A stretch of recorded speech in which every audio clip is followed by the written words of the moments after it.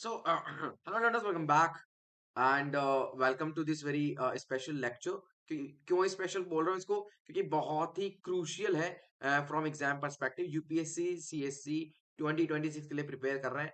Indian polity already complete कर चुके हैं। कुछ लेक्चर्स है उसके मैं जो आपको यहाँ पर मैं प्रोवाइड कर रहा हूँ। फेज वन ऑलरेडी कंप्लीट हो चुका है इंडियन पॉलिटी का। अभी फेज वन चल रहा है वहां पर इंडियन हिस्ट्री का। तो लिंक डिस्क्रिप्शन में दे रहा हूं आपको। टूवर्ड्स मोक्ष हमारा यूपीएससी सीएससी प्रीलिम्स क्रैक करने का 2026 में मिशन वहां पर चालू है। डू ज्वाइन, अब भी कर लो जाकर के, लिंक डिस्क्रिप्शन में। ये जो लेक्चर है, ये लेक्चर बेसिकली होगा आपका लैंडमार्क जजमेंट्स और उनके इंपैक्ट अभी तक क्या क्या हुए वो हम यहाँ पर हमको देखना है। लक्ष्मीकांत की हमने सीरीज बनाई थी, उसी में एक लेक्चर में ऐड कर रहा हूँ और उसी प्लेलिस्ट में आप अपडेटेड लेक्चर्स को देख पाएंगे। लेकिन उसके पहले रिक्वेस्ट करता हूँ सारे एक बार जाकर के देख ले अगर नहीं देखे तो। बहुत ही क्रूशियल है, वंस स्टॉप सोल्यूशन है पूरा इंडियन पॉलिटी एंड कॉन्स्टिट्यूशन का। However Saran ma'am, listen to be very very carefully. हम बात कर रहे हैं, हमने इनको ना बहुत ही डिटेल में एक सीरीज बनाई थी जिसका नाम है important judgments that transformed India. Saran ma'am, बहुत डिटेल में मैंने वो सारे के सारे कंप्लीट करवा दिया। उसका लिंक डिस्क्रिप्शन में दूंगा और आई बटन में भी उसका लिंक है, आप देख पा रहे होंगे। अब ना हम उसको यहाँ पर समझ रहे हैं क्यों, क्योंकि वो वहां पर जो लेक्चर्स है ना उसकी लेंथ होगी 15 टू 20 मिनट्स की, क्योंकि वो बहुत कॉम्प्रिहेंसिव है। बहुत ही कॉम्प्रिहेंसिव, इसका कॉन्टेक्स्ट बताया है ना, उसमें कॉन्स्टिट्यूशनल एस्पेक्ट बताया, लीगल एस्पेक्ट, उसका इम्पैक्ट, उसका यू नो बहुत सारी चीजें हैं। बट यहाँ पर हम पढ़ेंगे क्रक्स और यहाँ पर हम पढ़ेंगे उसका रिवीजन कर रहे हैं बहुत ही क्विक वे में। फटफट हम यहाँ पे केस उठाएंगे और सॉल्व करते हुए चलेंगे। बिगिनिंग यानी स्टार्टिंग फ्रॉम 1950। फर्स्ट केस लेकर के आता हूं आपका जिसका नाम है रोमेश थापड़ केस। ये बेसिकली 1950 का केस है। इसका नाम बेसिकली स्टेट ऑफ मद्रास के खिलाफ था 1950। पॉपुलर नेम इसका क्या है? Cross road case. पूछ सकता है यूपीएससी कभी भी। बेसिकली मेन मुद्दा इसके अंदर था फ्रीडम ऑफ प्रेस का, और आर्टिकल कौन सा इंपैक्ट था इससे? आर्टिकल 19। तो सुप्रीम कोर्ट का जजमेंट क्या रहा है इस पे वो देखते हैं हम। ये कहता है कि जो speech, freedom of speech and expression है अंडर आर्टिकल 19(1) ए के अंदर, जो आपको बताता है freedom of propagation of ideas and, और कौन सी बताता है, freedom is insured by the freedom of circulation. यानी कि हम प्रोपेगेंडा कर रहे हैं, अपने आइडियाज को प्रोपेगेट कर रहे हैं, तो उसको सर्कुलेट करने का भी अधिकार है हमको भाई। उसके अलावा इनहेरेंट है, वो अलग से मांगेंगे थोड़ी आपसे। ये वाली बात करता है। And it also ruled that without liberty of circulation the publication would be a little value. है ना, सर्कुलेशन की लिबर्टी नहीं है तो अब पब्लिक क्या करेंगे उसको, पब्लिकेशन ही क्या करें? ये वाली बात बोल रही है। बहुत सिंपल है। अच्छा, अभी बहुत सारी चीजें बताऊंगा इसके अंदर जो यहाँ पर मेंशन नहीं है, वो बताऊंगा आपको ना। वेट करो थोड़ा, देखो इसको थोड़ा लंबा देखो, राइट। देयरफॉर हम यहाँ पर अगर बात करें तो इसने ऑर्डर किया मद्रास गवर्नमेंट को banning the entry and circulation of weekly English journals cross road published at Bombay, right, which was declared as unconstitutional. उसको हटाओ, नल एंड वॉइड डिक्लेयर कर देता, हटाओ। मद्रास गवर्नमेंट ने इशू किया the banning order under the provision section 9 of the one of the Madras maintenance act, जो वहां पर maintenance of public order act था। ठीक है। अब सुप्रीम कोर्ट ने ऑब्जर्व किया कि भाई फ्रीडम ऑफ स्पीच एंड जो फ्रीडम ऑफ स्पीच और प्रेस है वो तो फाउंडेशन ही बनाता है जितनी भी डेमोक्रेटिक ऑर्गेनाइजेशन होता है। Because without free political discussion आप कैसे कह सकते हो कि एक प्रॉपर डेमोक्रेसी यहां पर काम कर रही है? नहीं कह सकते। It is not something which is equivalent to the popular government, right, और पॉसिबल ही नहीं है वो। ये वाली बात इन्होंने किसने बोला? सुप्रीम कोर्ट ने। तो इंपैक्ट क्या रहा इसका? इंपैक्ट रहा कि as a sequel to this judgment एक फर्स्ट अमेंडमेंट एक्ट लेकर के आई गवर्नमेंट। उसने एक वर्ड ऐड करा, पब्लिक ऑर्डर। किसमें?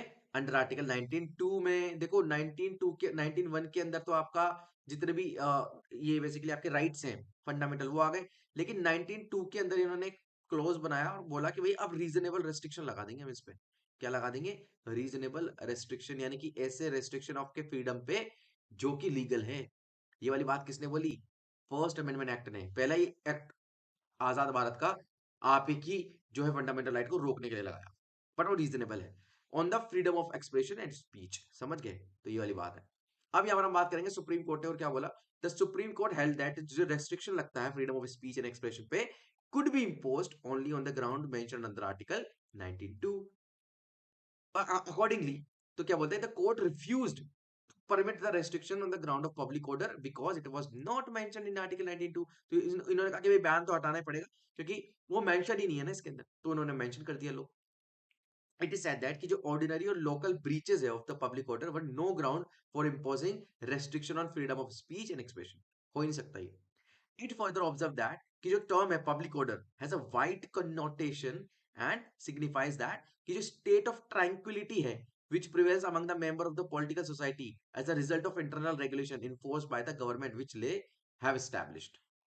ये वाली बात बोल रहा है कि भाई पब्लिक ऑर्डर का ना बहुत सारे मीनिंग्स हो सकते हैं, और एक मीनिंग ये भी हो सकता है कि भाई हम ना एक शांति, ट्रैंक्विलिटी का मतलब होता है शांति की एक ऐसी अवस्था को क्रिएट करना चाह रहे हैं जो कि एक पॉलिटिकल सोसाइटी में एज अ मेंबर होने के नाते हम इंटरनल रेगुलेशन करके भी कर सकते हैं, जो कि गवर्नमेंट करता है और गवर्नमेंट इसको स्टैब्लिश भी करती है। तो रीजनेबल रेस्ट्रिक्शन एक तरीके से वहां पर भी सही आप मान सकते हो। तो आपका क्या मानना है हर केस पर, हर वर्डिक्ट पर, हर इम्पैक्ट पर? आपके व्यूज जानना मुझे बहुत जरूरी है। कुछ लेकर के आएंगे, बहुत जरूरी चीज देखना आप, है ना? तो फिलहाल आप मुझे कमेंट सेक्शन में अपने जो है आंसर्स दीजिए कि आपको क्या लगता है रीजनेबल रेस्ट्रिक्शन किस हद तक आपके लिए वैल्यूएबल है, या फिर आपको जो है रीजनेबल रेस्ट्रिक्शंस को रखना नहीं चाहिए एक डेमोक्रेसी में, एंटी डेमोक्रेटिक प्रैक्टिस मानी जाएगी। ठीक है, तो फर्स्ट केस आपका यहाँ पे कंप्लीट हो गया, पढ़ाया हुआ है मैंने डिटेल में। दूसरा केस ले लो भाई। दूसरा केस आता है आपका ए के गोपालन केस 1950, राइट? ये भी उसी साल आ गया था। ये भी मद्रास के खिलाफ ही था और 1950 में था। प्रिवेंटिव डिटेंशन केस है ये, ठीक है?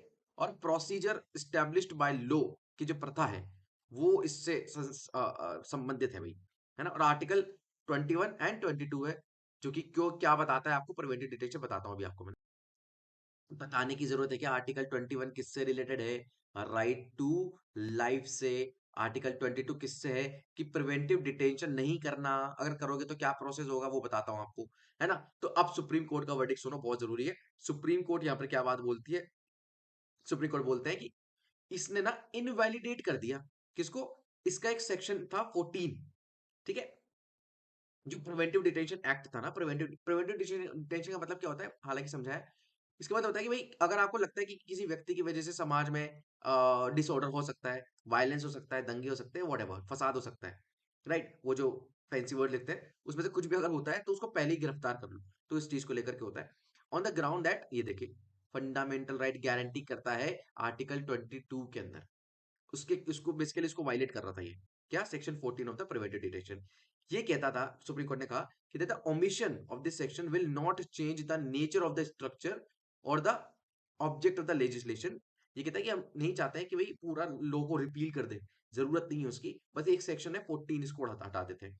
देयरफॉर इसने रेस्ट ऑफ द जो एक्ट था उसको वैलिडी बताया और इफेक्टिव बताया कि वो रहेगा। फर्दर इट हेल्ड दैट कि जो एक्सप्रेशन है पर्सनल लिबर्टी, जो किसके अंदर है? आपके राइट टू लाइफ के अंदर है, right to life in personal liberty, dignity, ये सब चीजें। इसके बाद आता है liberty of the physical body as well, और फ्रीडम फ्रॉम फिजिकल रेस्ट्रेंट और डिटेंशन एज वेल, राइट? वो इसके अंदर इनहेरेंट है। मोर ओवर इसने रूल किया that article 21 is a protection only against the executive and not the legislature. ये बहुत ही क्रूशियल था भाई, कि भाई एग्जीक्यूटिव के खिलाफ ही आपके ये वाला लॉ जो है प्राइवेट फंडामेंटल राइट है, ना कि लेजिस्लेचर के खिलाफ। अगर वो कोई कानून बना के आपको दिक्कत देती तो वो लीगल होगा आपका, ये वाली बात बोलते हैं। इम्पैक्ट क्या हुआ इसका? इम्पैक्ट देखो, बहुत जरूरी चीज है, इम्पैक्ट पढ़ना बहुत जरूरी, मजा आएगा। ये कहता है कि भाई इस जजमेंट के बाद ही सुप्रीम कोर्ट ने ये कहा, इसने एक बहुत नैरो इंटरप्रिटेशन लिया आपका आर्टिकल 21 का। इसके बाद से प्रथा चालू चालू हो चुकी थी कि भाई अब आर्टिकल 21 को और मोटा करते हुए चले जाओ, बहुत खिलाओ पिलाओ इसको, राइट? समझ रहे हो ना, वाइड इंटरप्रिटेशन होने लगा। तो इसने, हम बोलते हैं कि भाई सुप्रीम कोर्ट उस समय इन्होंने सिर्फ और सिर्फ टेक्सचुअली अप्रोच लिया कि भाई टेक्स्ट में जो लिखा है वो कर देते बस। ये वाली बात है जो कि करेक्ट नहीं है, लीगल भाषा में तो करेक्ट है, पर उसको इंटरप्रेट तो करना ही चाहिए ना। तो प्रोसीजर स्टेब्लिश बाय लॉ का मतलब होता है कि सर मैम देखिए, प्रोसीजर स्टेब्लिश बाय लॉ का मतलब है कि टेक्सचुअलिस्ट अप्रोच, यानी कि जो लिखा है वो कर देंगे मैम, प्रोसीजर फॉलो कर रहे हैं, लीगल है, लेजिटिमेट है, सब कुछ गलत नहीं है। लेकिन एक होता है ड्यू प्रोसेस। क्या होता है? Due process of law. ठीक है सर मैम? तो due process law of law कहां पे? आपके यूएस में, और इंडिया भी उसकी तरफ चला गया, और इसलिए चला गया, और उसी का इंपैक्ट है कि आर्टिकल 21 की इतनी वाइड इंटरप्रिटेशन आज हम हमारे संविधान के थ्रू, सुप्रीम कोर्ट के थ्रू करवाते हैं, करती है वो। तो इसमें इन्होंने हेल्ड भी किया कि जो लॉ है आर्टिकल 21 में वो used in the sense of the state made law, ना कि जो जस्ट नेचुरल लॉ होते हैं, जैसे प्रिंसिपल ऑफ नेचुरल जस्टिस, ये सब चीजें वो ड्यू प्रोसेस में आ जाएगा आपका। ड्यू प्रोसेस में ना एक लीगल सॉरी एक जस्टिस वाला एक एस्पेक्ट आ जाता है कि भाई अगर किसी ने किसी की हत्या कर दी, तो क्या लगता है आपको, क्या उसका मेंटल स्टेट रहा होगा, क्या वो सेल्फ डिफेंस में किया होगा, वो सब ड्यू प्रोसेस में आता है, प्रोसीजर स्टेब्लिश में नहीं आता। अगर आपने किसी की हत्या कर दी, प्रोसीजर बोलता है मारो इसको, है ना, सजा दो, जेल करो, फांसी दो, तो वो दे देगा। तो ये फर्क है, बेसिक समझ में आया? पढ़ाया मैंने लक्ष्मीकांत ने, देखो एक बार जाकर। तो इसने क्या करा, डिक्लेयर देता है जो आपका एक्सप्रेशन है प्रोसीजर एस्टेब्लिश बाय लॉ, इसको डिक्लेयर किया can not be interpreted to mean that same thing as the American expression. आ गया ना ड्यू प्रोसेस फ्लो, कि भाई हमारा यहाँ पे प्रोसेस एस्टेब्लिश बाय लॉ है, ड्यू प्रोसेस नहीं है, ये वाली बात बोलते हैं इसके अंदर, ये सब चीजें हैं। तो judgment held the field for nearly 3 decades, 1950 से 78 तक, जब फिर जुडिशियल इंटरप्रिटेशन आना स्टार्ट हुआ एडीएम जबलपुर में और आपका मनिका गांधी केस में। तो सुप्रीम कोर्ट ने ओवर रूल किया इस वाले जजमेंट को और वाइडर इंटरप्रिटेशन लेकर के आया आर्टिकल 21 की। ठीक है, अब हम वो वाले वर्डिक्स जो है आने वाले समय में देखने स्टार्ट करेंगे। तो अब नेक्स्ट हमारा आता है आपका चंपकम दोराई रंजन केस, जिसको हम नेक्स्ट वीडियो में देखेंगे। ये वीडियो एक्सपेरिमेंशियल था, अगर आप इसको सपोर्ट करते हैं तो हम नेक्स्ट वीडियो में बेसिकली एटलीस्ट 2 to 3 केसेस को एक वीडियो में कंप्लीट कर सकते हैं, और इसी तरीके से चलेंगे, थोड़ा इंप्रूवमेंट और करेंगे। अगर आप बताएंगे किस तरीके से हम इंप्रूवमेंट कर सकते हैं, तो लाइक कर देना इस वाली वीडियो को, ताकि पता चल जाए कि आपको और लेक्चर्स चाहिए, और शेयर तो करेंगे ही सही आप, है ना अच्छे बच्चे। ओके, तो लिंक डिस्क्रिप्शन में है हर चीज का, आप जाकर एक बार पढ़ो, मजा आएगा आपको, बहुत बहुत अच्छे इनिशिएटिव चल रहे हैं। ठीक है, तो stay tuned and have a very nice day.